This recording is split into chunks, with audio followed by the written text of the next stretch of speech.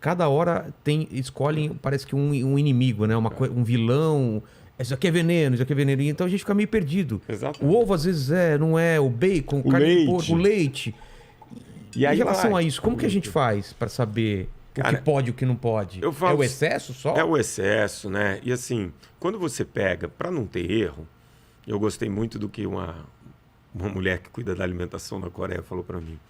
Ela falou, para não ter erro, você tem ali 75% da sua alimentação de comida de verdade. É. Então, arroz, feijão, legume, fruta, verdura, O peixe, Cauê Moura carne. perdeu muito peso. Ele falou que só come comida de verdade. Nada que é... Como que é?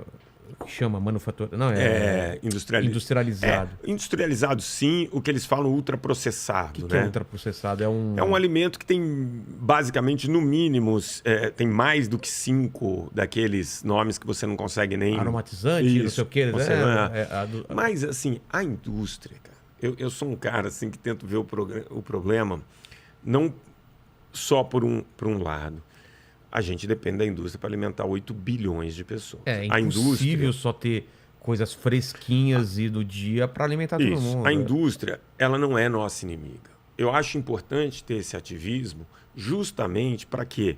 Para que a indústria melhore a qualidade do alimento. Então, hoje você vê esse movimento. Você vê o Nescau com menos açúcar, você vê o não sei o quê. Não, então, antigamente não tinha nem indicação da composição dos alimentos. Não tinha. Hoje em dia você olha e fala, tem glúten, não tem, não sei o quê. Então eu acho que passa por isso. A indústria está passando por um processo de melhorar também a qualidade do alimento, né?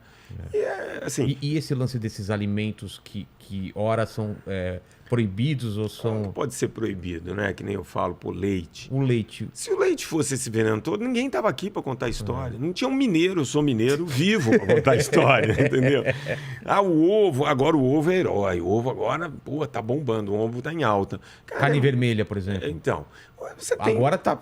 De novo é legal comer carne vermelha. Exato. Então, assim, é moderado. Você sabe que o excesso de carne vermelha, principalmente a carne vermelha, bem passada, ela tem uma relação com o aumento de um outro tipo de câncer, como o de intestino. Ela bem passada?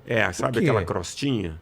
Porque o problema quando você deixa queimar, né? Pra mim não tem problema, que eu gosto dela quase sangrando, assim. Você quase... cria uma proteína ali que em excesso, aí a gente está falando em excesso, ela pode aumentar a chance de você ter câncer de intestino. Mas o que a gente sabe mesmo da alimentação? Poucas coisas. Primeira, que fibra é fundamental. Fruta, legume, verdura, cereal integral. Quem consome fibra, com quem não consome, expectativa... O que a fibra faz no nosso corpo? Ajuda no controle do colesterol, ajuda no controle da glicemia. Ela é o alimento para as bactérias boas do intestino. Então, fibra é um alimento pré-biótico. Fibra não tem tantas calorias e tem muitos nutrientes, muitos minerais, muitas vitaminas. Quando você consome mais fibra, você tem mais saciedade. Seu trânsito intestinal funciona melhor. Então, por diversas razões, um bom consumo de fibra é fundamental. Então, isso é fato. É fato. Hidratar. 2/3 do nosso corpo é água. Você toma pouca água, o que acontece? Todas as funções do seu corpo dependem de água para acontecer. Desde a quebra de gordura, qualquer uma delas. Quando você começa a ficar desidratado, você tem essas funções feitas com mais dificuldade. Então, você precisa de um corpo bem hidratado. Terceira coisa. Nossa, minha mulher toda hora me enche o saco para tomar beber água. Eu também. Aí um tio dela morreu afogado, eu falei, tá vendo? Bebeu muita água. Ela não gosta muito dessa piada, essa mas... piada foi boa. Outra coisa. Sal, açúcar e gordura em excesso. Sal, por exemplo, é uma coisa que eu não... Passou um pouquinho. O pessoal coloca muito sal para mim nas coisas. Cara, às vezes nem experimentou a comida, o cara tá pondo sal. O sal, ele é uma coisa que vem lá de trás? É natural pra gente usar sal? Cara, você tem uma quantidade recomendada do OMS, né, de sal por dia, porque a gente sabe que o excesso de sal tem uma relação aí bem perigosa com a nossa saúde cardiovascular.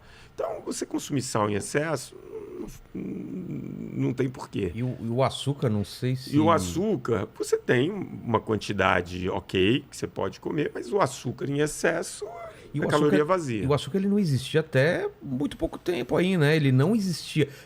Cara, eu sou um defensor do açúcar. Assim, primeiro...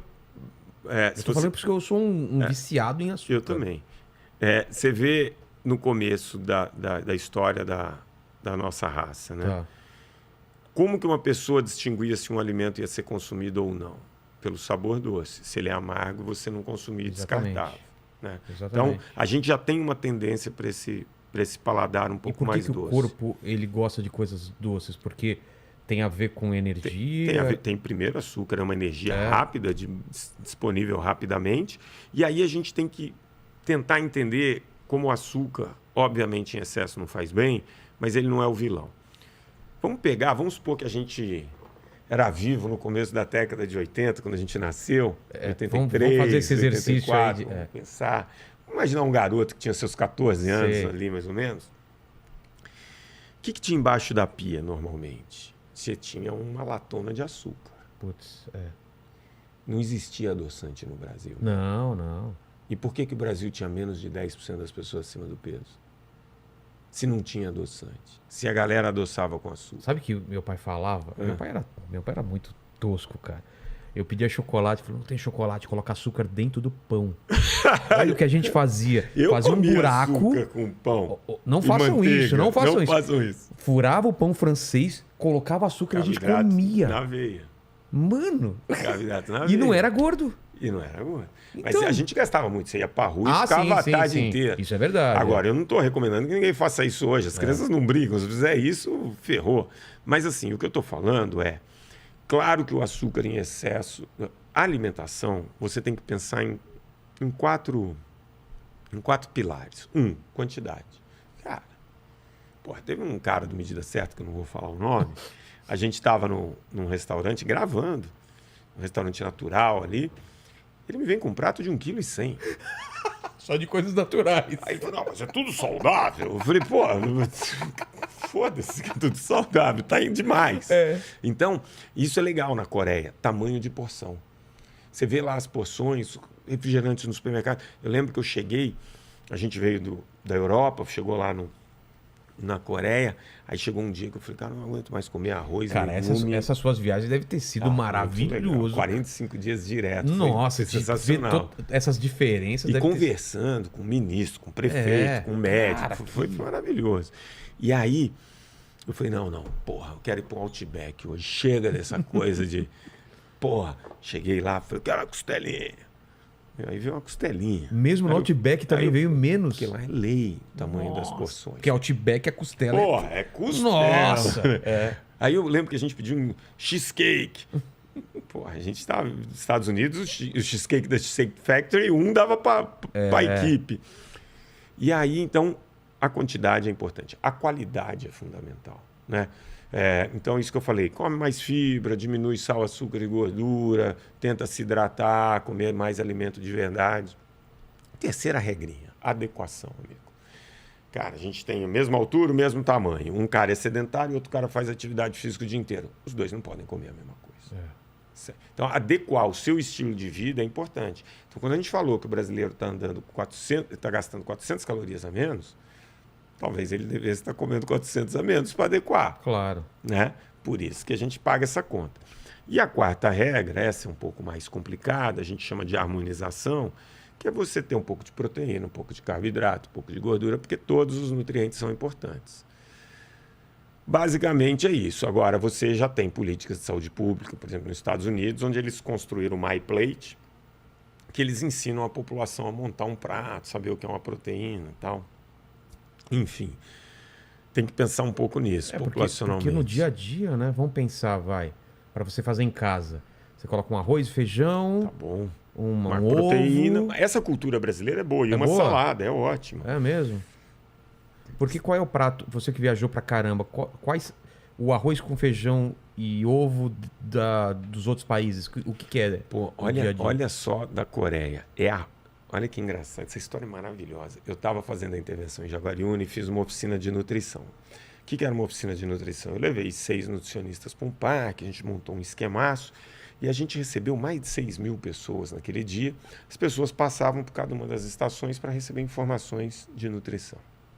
Terminou, a gente ficava hospedado no hotel chamado Jaguari e tinha uma feijoada deliciosa no sábado. Aí eu cheguei... Peguei meu pratinho, meti um arroz branco, feijãozinho. Aí vem a mulher e fala para mim, tá lá, Isso é uma farsa. E eu vou levar no humor, né? Aí eu falei, eu sei, mas fala baixo, que agora eu estou tentando convencer a cidade. Não estou brincando. Você está comendo arroz branco. Arroz branco dá barriga, dá diabetes, não sei quem, engorda, papapá. Isso é uma irresponsabilidade sua. Eu não discuto nessa hora. Fui lá, comi minha feijoada. O pessoal brinca que eu sou o Zezinho do número. Comecei a pesquisar. Brasil. Um brasileiro consome, em média, 42 quilos de arroz por ano. Ô, louco, é muita coisa. Aí eu fui ver o coreano. Nossa. 120 quilos, em média. Os caras comem arroz no café da manhã. No café da manhã, No né? café da manhã. Aí É o mesmo tipo de arroz? É, ou é o mesmo tipo de arroz. Aí olha que louco. A Coreia é o país com menor índice de pessoas obesas, menos de 5%. O Brasil já está com 26% da população obesa. A Coreia tem 11 anos a mais de expectativa de vida. Eu posso falar que o arroz faz emagrecer e viver mais? Não. Mas como eles consomem esse arroz? Arroz, porção de legumes. Os legumes deles são, como que chama? Fermentados. O que é fermentado? Eles então, deixam... O fedor do cara. Mas hoje a gente sabe que a fermentação faz aparecer bactérias boas, né? Então eles têm, é sempre assim, arroz, legume fermentado e uma proteína. Meu, o cara come isso no café da manhã. O que é a proteína deles? No café da manhã, Peixe. invariavelmente, salmão, peixe. No almoço, carne de porco, carne, frango. E ainda tem no Japão, né? Na China também, o lamen, né? O macarrão. Isso não é... Então, eles consomem, mas eles consomem uma porção pequena e sempre tem uma proteína e sempre tem legume.